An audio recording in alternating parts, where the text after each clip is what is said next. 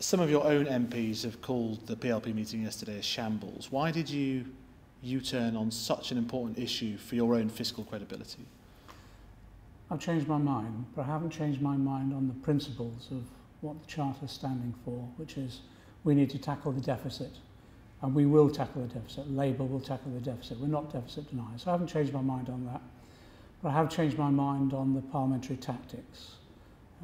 Originally what I said to people was that, look, this Charter is a political stunt. It's a political trap by George Osborne. It's virtually meaningless. He ignores it himself time and time again. He never meets his targets.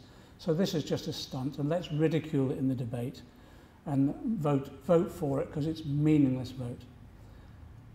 I went to Redcar. And I met the steelworkers, and I had families in tears about what's happening to them as a result of the government failing to act, failing to intervene. And I came back and I realised, as the consequences of governments failing to invest in infrastructure, in skills, the cuts that are going to start coming now, I realised that people actually are going to suffer badly. And it brought it home to me. And I don't want the Labour Party associated with this policy. So therefore I decided I think we should now vote against, completely disassociate ourselves with. I tried to amend the Charter, but it's the procedure that George Osborne's brought it forward is an order, which means you can't even amend it. And one of the amendments I wanted to bring forward, I've been listening to business leaders as well, is that what this Charter does, it cuts investment down to 1.4% of GDP, possibly our lowest level of investment in our history. That means we won't be investing in our infrastructure or our skills. We will not be able to grow our economy out of the deficit. And also with the economic headwinds that we're now worried about, the IMF report has demonstrated what's happening with the emerging markets and how that will affect the global economy. We will not be in a strong position as our economy to be able to tackle those problems. So therefore, quite seriously, yes, I've changed my mind on the tactics. And this is new politics. I'm listening, learning, and yes, when I think it's right, on the tactics, changing my mind. I'm going to treat this debate seriously, and I want to use this debate to start a proper and serious debate about the future of our economy. I'm fed up of all these political stunts now, so therefore the tactics in terms of parliamentary vote might have changed, but the underlying principles of where we're going with our economy from the Labour Party isn't. It's about investment and growth. But the investment exemption was there in the Fiscal Charter 2 weeks ago when you backed it.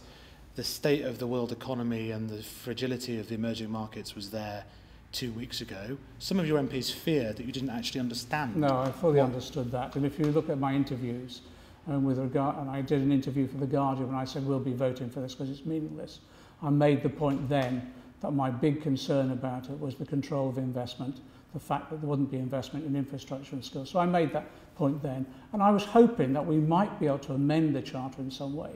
But the procedure that George Osborne has introduced, an order, not a mechanism which you can amend, that prevents us from even amending it.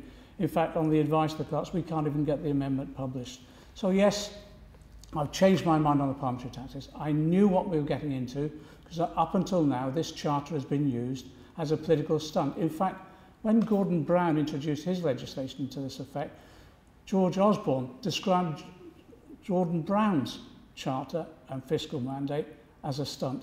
And I thought, I don't want to get into this, so let's move beyond it into the real debate. But now I think we've got to treat it more seriously, because more and more we're learning what it means. So give the example of tax credits. The tax credits now, we know 3 million working families, those people are doing everything asked of them, going out to work, looking after their kids, are going to lose, what, £1,300 a year. That's what this Charter means. And now more and more, even Conservative MPs are waking up to the implications of this. And I know that there's deep discontent right the way across the House of Commons and all political parties about what this Charter will mean if we sign up to it. Will you come up with your own fiscal charter? Yes, we will. What we're going to do is launch a debate tomorrow, and I think we'll set a new paradigm in economic debate within this country. We'll develop our own charter, we'll develop our own parameters for the economy, but we won't do it behind closed doors. We've set up an economic advisory panel, which is a large number of economists with world reputations advising us. We'll go out and we'll debate with all sides of industry and with the wider community, and we'll bring forward our own economic plans. But they will not be based on tax cuts for the rich like the inheritance tax, but cutting tax credits for working families. They'll also mean we'll be bringing forward our review of the HMRC, the tax office. We'll review it to make sure that we tackle tax avoidance and tax evasion. Under a Labour government, there'll be no more Facebooks just paying less than £5,000 a year. We want people to pay their way, but not in terms of income tax. We think people are taxed enough at ordinary low and middle earners. It will be the corporations who should pay their way.